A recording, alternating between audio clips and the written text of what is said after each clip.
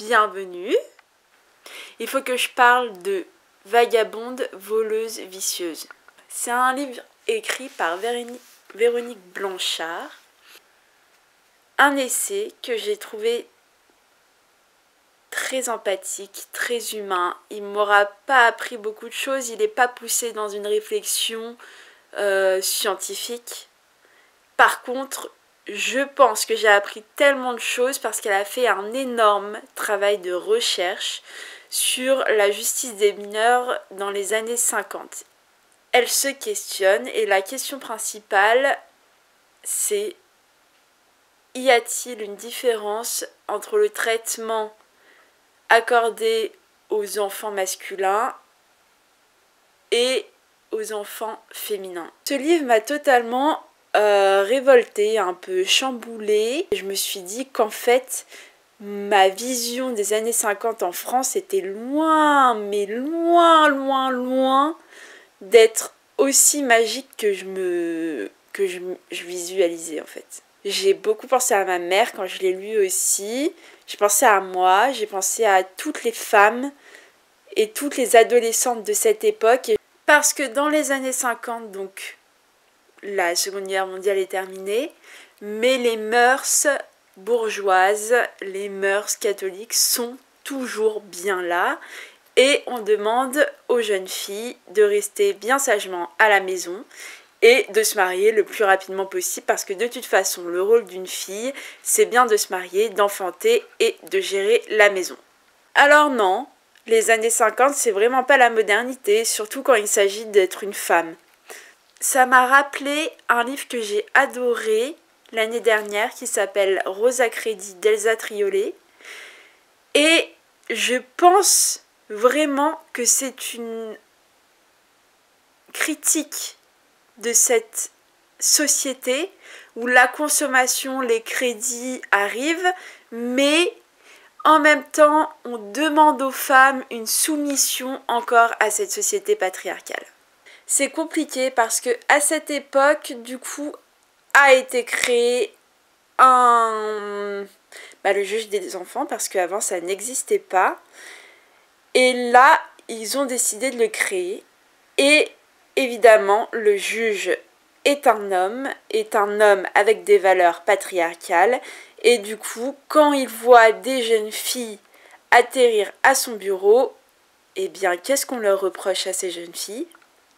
Les délits de vol, ok, c'est bon. Les délits de vol, je comprends, ça a toujours été dans nos mœurs, voilà, le droit à la propriété, tout ça.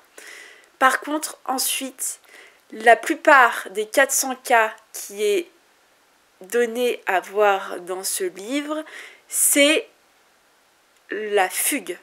La jeune fille n'avait pas le droit de fuguer, elle n'avait pas le droit de travailler en tant que serveuse parce que oui, du coup, il y avait un enjeu avec l'Algérie de l'époque et le système colonial français.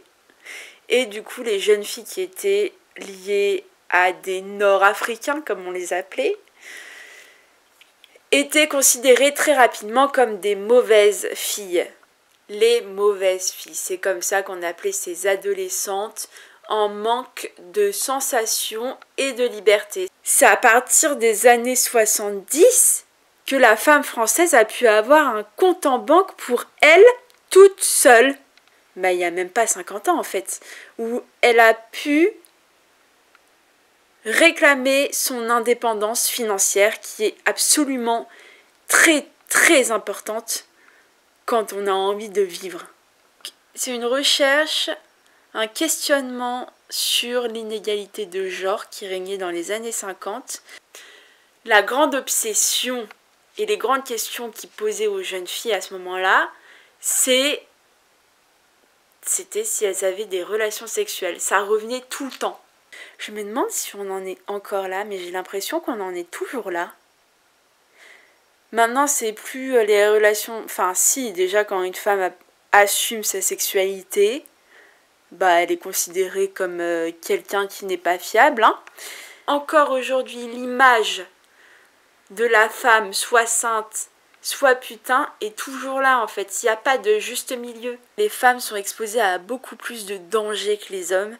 Et encore aujourd'hui, leur statut est très précaire au niveau financier, social. Quand tu nais femme, en fait, tu pars déjà avec un gros malus dans la vie. En fait, ce que j'ai aimé aussi dans ce livre, c'est qu'elle donne la voix aux jeunes filles qui sont jugées, qui sont totalement incomprises. Et oui, elle a peut-être raison dans le sens où elle dit que c'était peut-être des futures féministes. Parce que tout ce qu'on leur reprochait, c'était le fait qu'elles ne rentrent pas dans les cases bourgeoises et dans les cases du mariage. Il y a un passage où le juge et le médecin, justement, le médecin qui fait son rapport dit d'une jeune fille que pour la soigner, elle doit se marier. Oui, je pense que ça intéresserait beaucoup de personnes. C'est peut-être un livre qu'il faut lire avant d'aller plus dans la précision. Et je vous dis à samedi prochain.